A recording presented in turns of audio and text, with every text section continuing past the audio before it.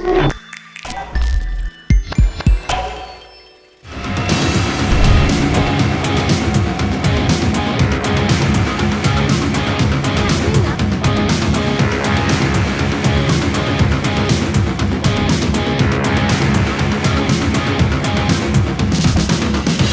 I'm Martin Gooch and I'm going to give you some tips on directing to make your next project better. Let me ask you a question. What's your favourite film? Hands up, and what's your favourite film? Titanic, okay. Blade Runner, okay. Once Upon a Time in the West, okay. Kelly's Hero's good one, I like that. Star Wars Empire Strikes Back, okay. Godfather, yeah, if you like that. What else? Any other films? The Piano, yes, that's a good film, got an Oscar, I believe. What else? Something by Chris Nolan. Okay, that's up to you. Blues Brothers, great film. Alien, yeah, that's a good film. Okay, so what do those films all have in common? It's not the lead actor, it's not the director, it's not the budget. What do they have in common? It's the script.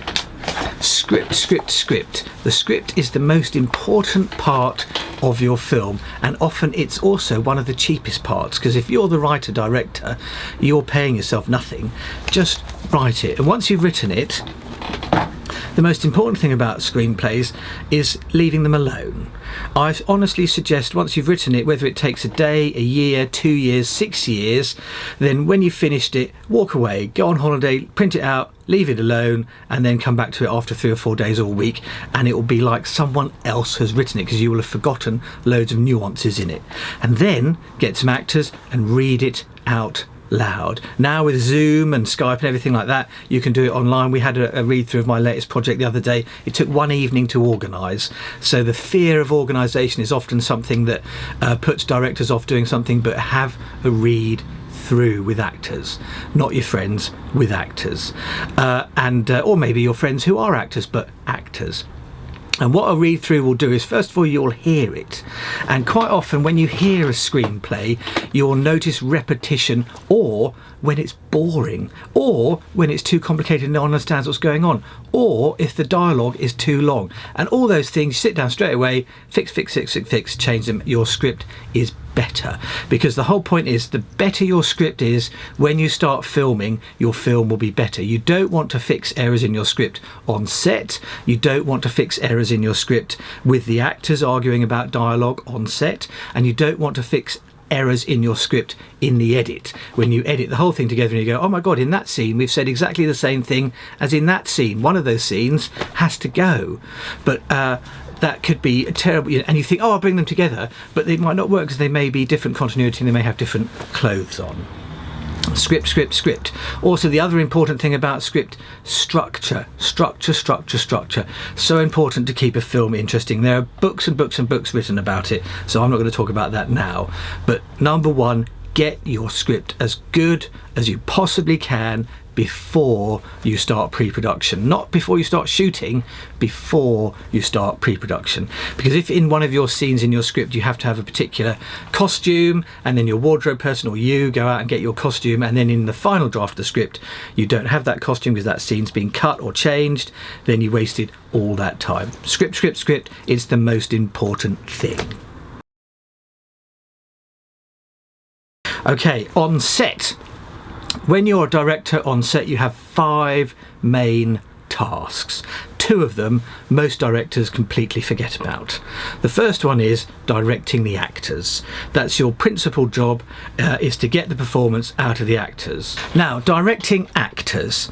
The thing about directing actors is they're just ordinary human beings. I know it can be difficult to believe it at times, but they are. And what they want from a director is to be told what they're expected to do. It's very, very simple. If you're people say that directors are a bit like the captain of a ship. It's sort of a true, but it's a false analogy, because when you're a director, you are not really the captain of the ship, you're the ship. How's that for an analogy? I like it, I might use it again. What actors want from you, the director, is to be told what they're going to do. If you've hired good actors, they will have already learnt their lines and they will have stagecraft. Stagecraft is all about doing the same thing again and again and again. Now, for example, if we're doing a take and I'm the actor, and in this scene I say my lines, my lines, my lines, my lines, and then we cut, and then we do another take, and in the second take we go my lines, my lines, my lines, my lines, my lines, my lines. You will have noticed that I changed coffee cups in my hands between the two takes. This is a real pain in the edit when you're in the edit. You want actors who have the ability to learn their lines and act, but stagecraft is very, very useful. Using non-actors, although I've got nothing against it, if they're good, they won't have stagecraft. They won't hit their marks. They'll be looking for their mark when they're trying to stop, and they will get their stagecraft wrong. You may not notice continuity errors until you're in the edit, which is a nightmare, because you'll suddenly realise you can't use both those takes because he swaps hands halfway through. What an idiot. And you'll be cursing the actor in the edit, but it's your fault because you didn't notice it on set. Now, I find as a director, my style is not really to tell the actors how to say their lines, but I tell them what emotional state they are in their brain when they're saying their lines. So I'll say, okay, remember, you've just come from the funeral of your pet snake, so you're really a bit upset about poor old hissing Sid. He's passed away. Okay, here we go, roll camera, okay, and action. And rather than saying, I want you to go, oh, Sid, because it's not only is it insulting to the actor that you're trying to tell them how to act, because they went to drama school for 10 years and whatever, but they'll never be able to do it how you've said it, because they've got a different mouth, for obviously, or maybe different sex, or from another planet, who knows. So it's usually best just to give an indication of the world in which the actor is inhabiting mentally when they say the line. Also, giving the actor space and time to work and prepare. If it's an emotional scene, you've got to give the actor enough time to get into the right emotional space. It's very difficult for someone just to go happy to sad like that, though there are actors who can do it, but most of the time you need to give them a little bit of time and put that into your schedule so that they can prepare and give you the performance that you really want. Now, when you say cut, as a director, you must know if it's good, bad or indifferent. If it's indifferent, fair enough, a lot of TV is indifferent, but if it's good, it's good. If it's bad and you want to do it again, tell them. Don't just go, okay, we're going again, and action. You've got to say why you're going again. This is a real pet peeve of mine from when I was in the camera department. Directors would go, okay, we're going again, and the actors would say, what's different? And they go, nothing's different, just do it again. And you think, well, what's the point in doing it again if it's not different? Then you need to say, if the focus is off, the camera had a wobble, the boom was in shot, or anything like that, those are all valid points doing it again. If it's actor related, if the performance was bad, or the eye line was wrong, or they were off the edge of the frame, then tell the actor, because they'll just do the same thing again if you don't tell them what you need to change. So, for example, if the actor fluffed the line, say, okay, we're going again, actor, please could, and usually use their name, John actor, could you please just say that line a little bit more clearly? You said the word coffee, you coughed during coffee, could you just say it again, please? Thank you very much. Okay, everybody, here we go, roll cameras, action. And do it like that. I don't believe in shouting on set, because as I said before, it should be fun.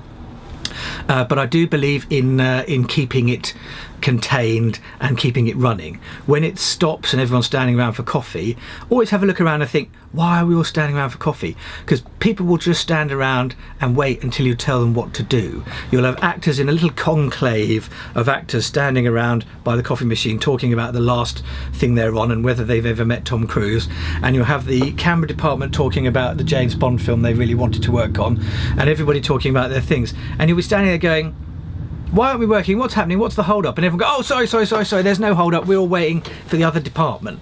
So even though it's possibly the AD's responsibility, it's also your responsibility, because it's your film, and every minute lost is a minute lost. And yes, you need to go to the toilet and have a cup of tea every now and then and sit down and maybe even asleep at lunchtime, but keep it running. The most important thing is talking to your actors. Most actors, when they complain about a bad director, it's purely because the director didn't talk to them. The director is worried too much about other things like pressure from producers, budget, time, etc., all those things. But often the director is looking at the background. They'll be looking at the CGI, the sets, the costume, the wardrobes, whatever, and not looking at the foreground, which is the performance. And the foreground is what we engage with most as audience members. So as a director, don't be scared to talk to your actors. If an actor does a take you don't like, Don't just say that's shit, that's rubbish, do it again. Tell them what was wrong with it, and they will adapt and they'll do it again.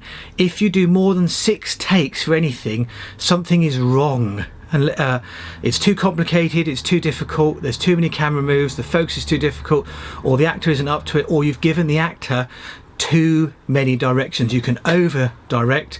If you say, okay, as you pick the cup up, I need you to look slightly to the left, and then as you pick the camera up, I need you to look slightly to the right, and then pick up the CD and put it down, drink your coffee, say your lines. It's too much for an actor to remember whilst they're concentrating on performance. So keep it simple, keep your direction straightforward. It should already, a lot of it should already be in the script and in your planning, so people know what they're doing, and then get on with it and shoot it. The first take, often you need development. You can always do better, but once you've got it, do one for safety if you have to, and move on. There's no point in doing 20 takes for things. I know there's stories about famous film directors who've done 150 takes, but there really was no point in doing that. There's many reasons why it happened. I was on a set with a director who took over 200 takes of one thing, and that's because they were mad and they were insane. And the final take that we actually used was about take number 4. Just don't tell him. All right, okay, that's actors. Number 2 is directing the camera, telling the cameraman, cinematographer woman, where to put the camera to get the coverage you want.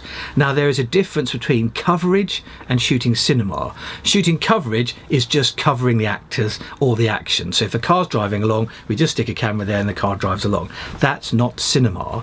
Cinema is working out where to put the camera to make it look the most dramatic and the most interesting. A lot of films I watch these days, and especially TV, is just shot coverage. They just cover the action. They don't shoot cinema. It's different. And if you don't know what it is, go and find out on someone else's video. So directing the actors, directing the camera, directing the screenplay. Now, you will have your screenplay on set and you will be going through it, and if you've got a budget, you will have an assistant with you who will help you with this, but you need to make sure that you direct the script, because if you spend all that time writing the script, then when you direct it, it's got to be good. It's very easy to miss things on your script when you're so incredibly busy on the day, because you'll have 1,000 other things and 100 people asking you questions. It's very easy to miss stuff. You must direct the script. And also, directing the script doesn't just mean covering every single word and action and line. It means the essence, the themes of the script, continue them going. If, for example, a colour theme in your script is yellow, and you come to a scene and there's no yellow in it, then you need to direct the script by putting yellow into it somehow. Maybe they have a banana, maybe they wear a yellow t-shirt, or they have a yellow coffee cup. This isn't yellow, but there's an illustration of me not directing my own script. Cheers. Directing the screenplay. And the last 2 elements of directing, which are really important, everyone forgets, are directing the budget and directing to schedule. Now, if you only have a limited budget, and in your first scene on your first day shooting, you spend all your money on an explosion or a big costume or some sort of scene with a tank in it, then you have no money to direct the rest of your film. And people say, oh no, that's the producer's job. Yes, maybe on a big budget film, but most of you won't be directing big budget films. You'll be on small budget films or no budget films or micro budget films, and spending your budget sensibly is really important. If there's a really expensive item in it, say your whole film is about a magic wand, then you probably need to spend a little bit of your budget making sure that magic wand is believable and really works in the context of your film. Now, if you spend all your money on the magic wand and it's a minor item and it's in for one shot and not again, that is a waste of your budget. If you don't have much money, you spend all your money on a big crane shot, that is a waste of your budget.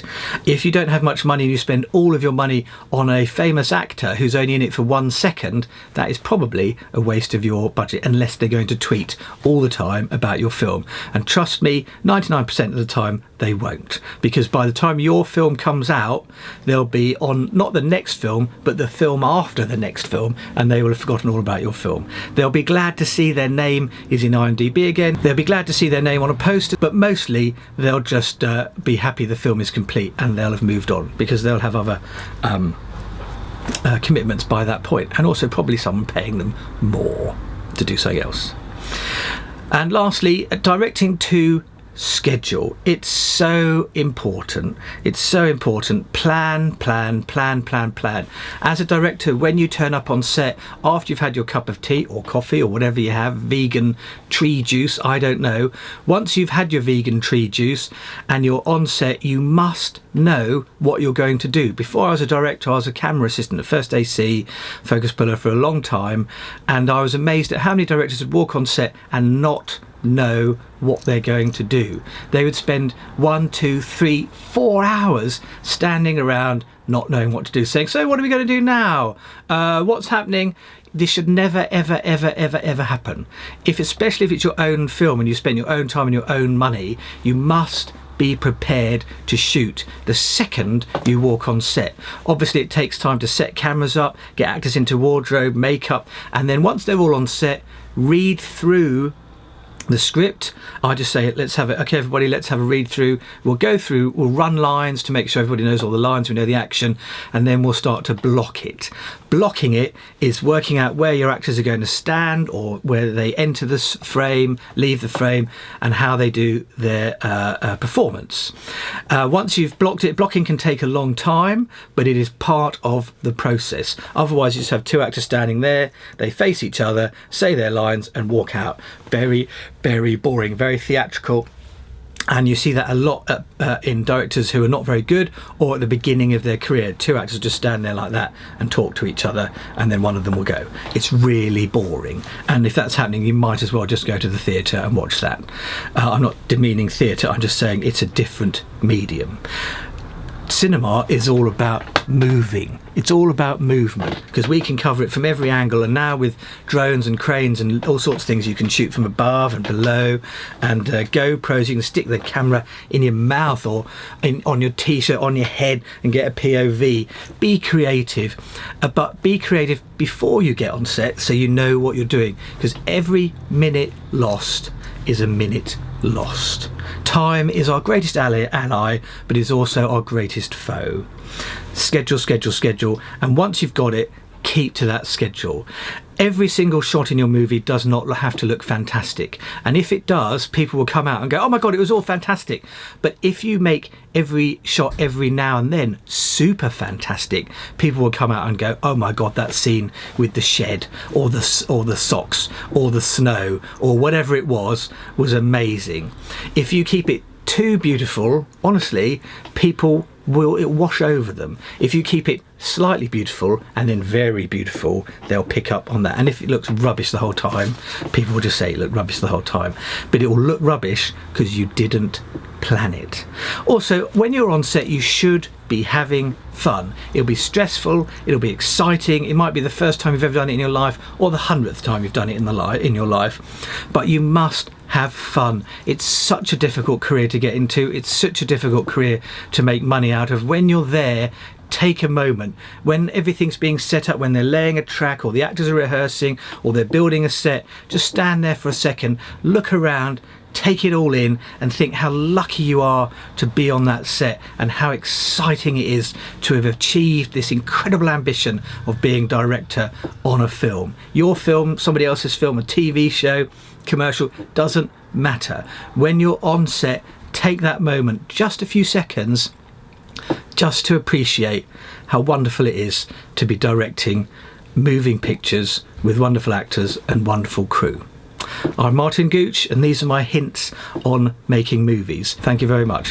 Have a lovely time. Cheers.